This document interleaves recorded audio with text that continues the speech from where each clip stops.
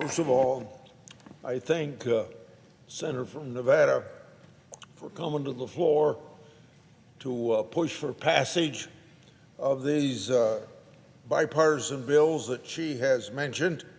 I also see that Senator Klobuchar's on the floor to seek legislation that she has worked on in a bipartisan way to protect law enforcement and first responders, and I would also support her efforts.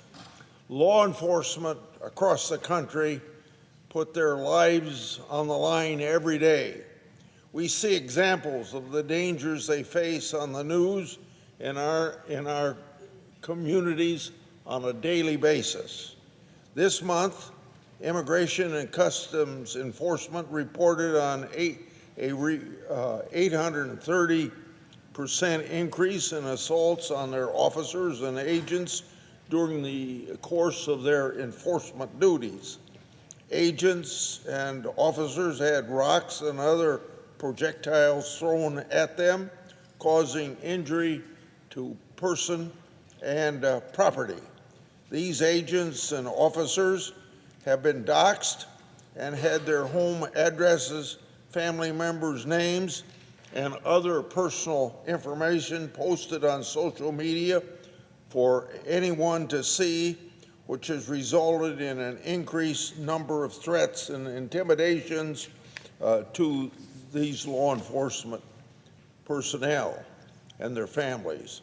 We had the opportunity to hear firsthand from 3 federal law enforcement officers during Judiciary Committee hearing on cartels last month about the ongoing risk and dangers to law enforcement. We had Special Agent in Charge Matthew Allen of Los Angeles Field Office of the Drug Enforcement Administration testified that his agents are oftentimes surveilled by cartel members and other bad actors. He further testified that he has lost several friends and fellow law enforcement officers as a result of their law enforcement duties. And just recently, we learned that an off-duty Custom and Border Protection officer was shot in the face in New York City during an attempted robbery by a previously deported illegal alien. Thankfully, the officer is expected to survive. According to the Fraternal Order of Police, as of June 30th this year, 166 officers were shot in the line of duty. 21 of them lost their life.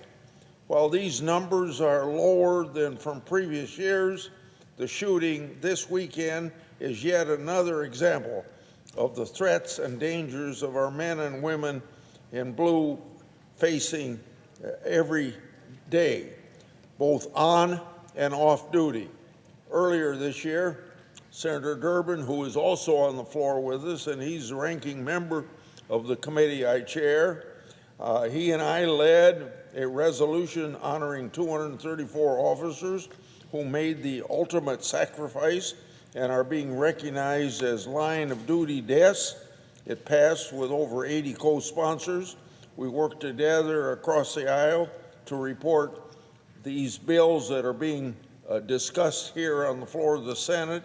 Those bills were voted out of committee on what we honor as Police Week in the United States.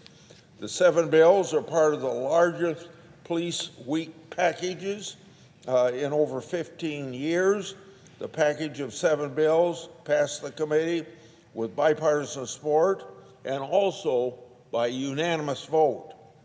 They provide a good example of the extensive problems facing our law enforcement community. For example, one bill deals with recruitment and retention issues to ensure our law enforcement is well staffed. Other bills deal with protecting law enforcement from the dangers of fentanyl and providing law enforcement with the equipment that they need to serve our communities. Lastly, the bills provide the protection to families of first responders and provide the much needed resources for mental health of law enforcement. Mr. President, I'd like to yield back to the senator from Nevada.